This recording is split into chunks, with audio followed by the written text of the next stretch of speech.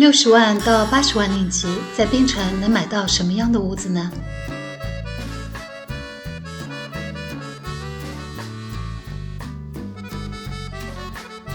这些都是符合2家政策最低档的屋子吗？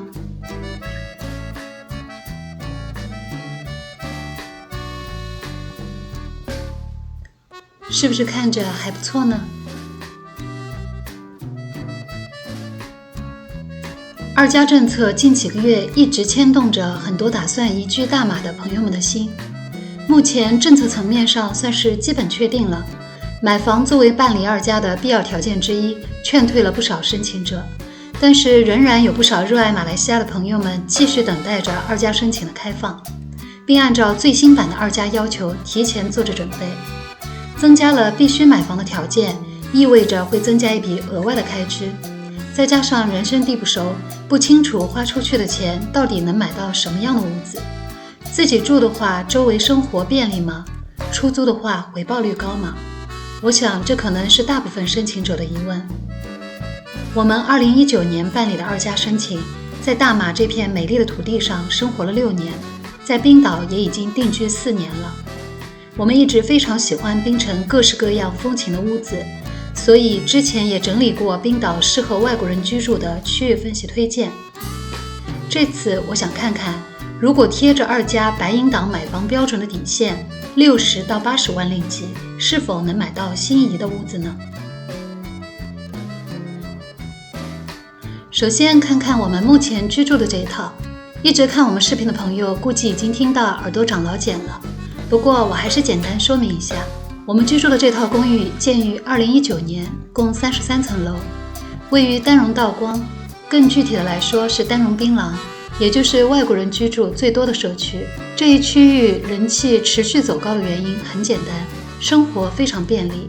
有步行可达的大型超市，步行可达的国际学校，步行可达的商场，不开车也可以解决生活所需。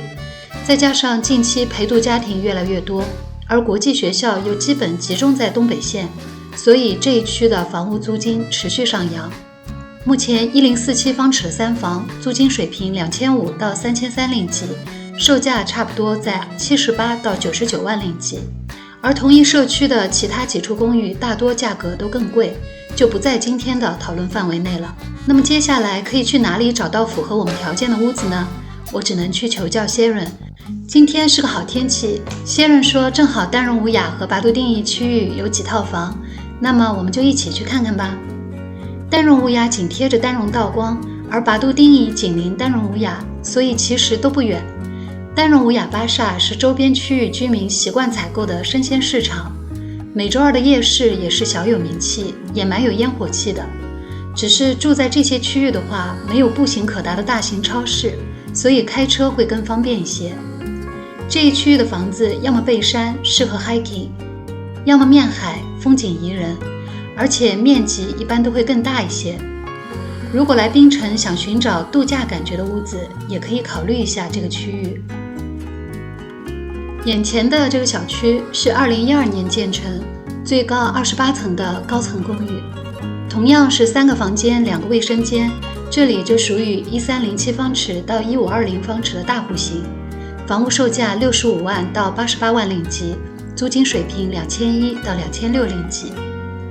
这个楼盘的结构和我们目前居住的公寓有些类似，也是分 A 栋和 B 栋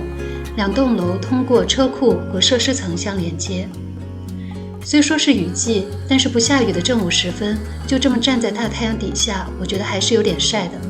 不过刚刚走进这里的公共区域，立刻就感觉到了凉风习习。小巧舒适的摇椅，摆放2侧的热带植物，宽敞通风的廊道，就这么坐着安静的读本小说也是蛮不错的消遣。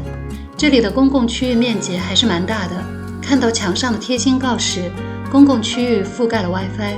那么如果临时想在这里办公也就更方便了。这里的设施种类不算多，但也是标准配置，富有童趣的儿童乐园，面朝大海的健身房，还有仿佛与海水融为一体的游泳池。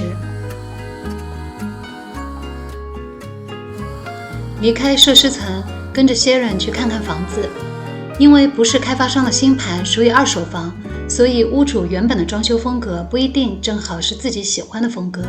所以我们主要是一起去看看房型和屋子的结构。楼道也是户外通风的设计，很穿风。和我们小区不一样的是，房间入口处大大的玄关区域是属于业主的，这里正好做了顶天立地的壁橱，可以做鞋柜和收纳用。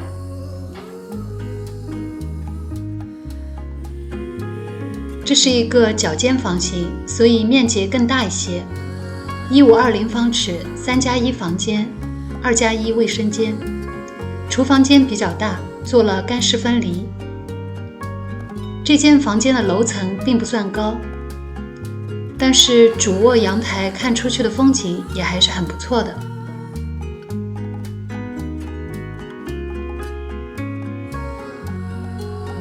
这是今天的第二站，拾阶而上的石板步道，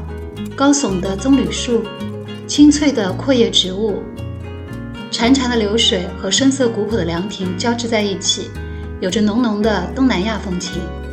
由于地势较高，山峰拂面，而小区又背靠着群山，有种在山谷之中特有的宁静与舒适。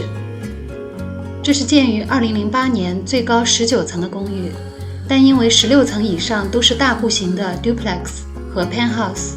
所以符合我们这次预算内的房型是16层以下的公寓。面积1356方尺到1421方尺的3房，2个卫生间，其实面积也不小。房屋售价80到88万令吉，租金水平2200到2600令吉。这里是 lobby 区域，有一间小型的阅览室，除了小区入口处的保安亭，在这里的进口处也设置了保安。电梯的品质感觉不错，楼道的地面不是常见的灰色调，而是铺置了红棕色的小方砖，与每个 unit 玄关处统一的深色铁艺门呼应，从细节中延续了东南亚的情调。房间内家具堆放的比较杂乱，主要参考一下房型。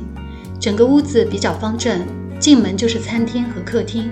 右侧是3个房间，厨房间也做了干湿厨房的分割。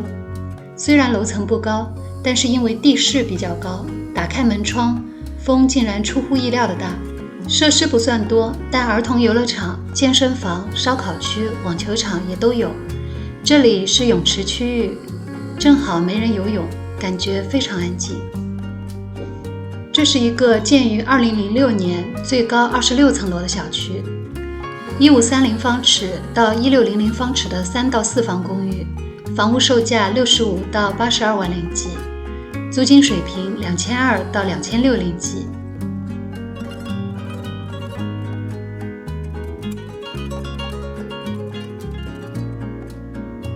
设施方面也是标准配置，健身房、烧烤区、游泳池，该有的也都有。因为建的时间相对比较早，给我的感觉是一个中规中矩的小区。一条长长的楼道，1层楼面5户人家，2侧各2家，当中1家。发现这家物业对于公共区域的管理并不是那么严格，这里的住户好像都比较喜欢在自家门外的公共区域另设一个类似于喝功夫茶的休闲区域，倒也蛮有趣的。这里的户型都比较大，1530方尺的屋子，3+1房间，3个卫生间，厅的开面感觉特别大。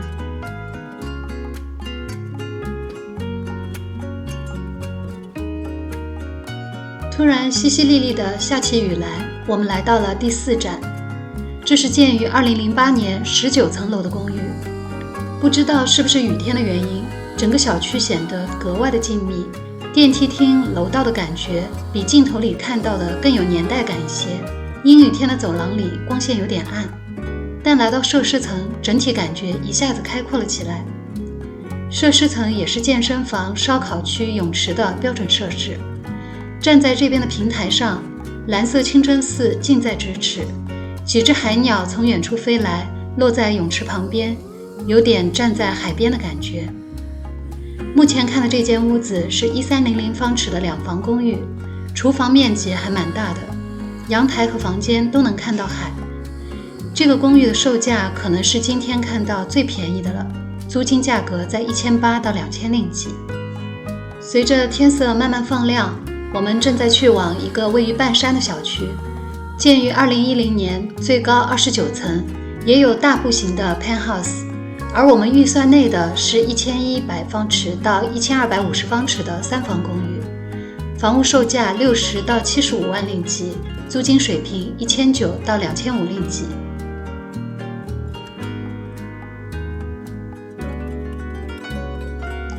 直接乘电梯来到今天的最后一站，一打开房门，映入眼帘的是整体白色和原木色调的屋子，灯饰等各色配饰的软装搭配，迎上阳台吹来的阵阵海风，非常舒服养眼。步入阳台的一瞬间，蜿蜒的山路，碧色海水就在脚下，还有那不远处撞击岩石的小巧白色海浪，这样的景色真的是非常洗眼睛啊！告别屋主，马上被群山环绕的设施层吸引了。走到近处，碧蓝的池水，摇曳的棕榈树，在群山的掩映下，特别有度假村的感觉。转身去往同一楼层的公共区域，惊讶地发现，原来大海就在眼前。又要下雨了，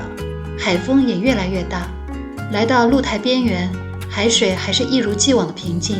心情不由得也随着海浪一起慢慢地放松了下来。今天的看房之旅就这样愉快地结束了。突然想到了之前看过的这一套，也是在预算内的屋子，优点很明确，有步行可达的国际学校，步行可达的人气海滩，坐山面海，风景极佳。房屋设计品质不错，设施多，建于2020年，共32层楼，1494方尺的3房，售价约65万令吉，租金水平约2500令吉。当然不足也很明显，大型医院、大型商场需要去市区，出行开车会更方便，所以如果是不介意生活便利性的朋友，自住的话，性价比还是很高的。俗话说各花入各眼，我相信每一间屋子都有适合它的主人，希望我整理的信息能够帮助到大家找到自己心仪的那间屋子。我是 80s Easy Life Vlog， 谢谢你的耐心观看，下次我还会在这里继续和你分享我们在槟城的生活点滴。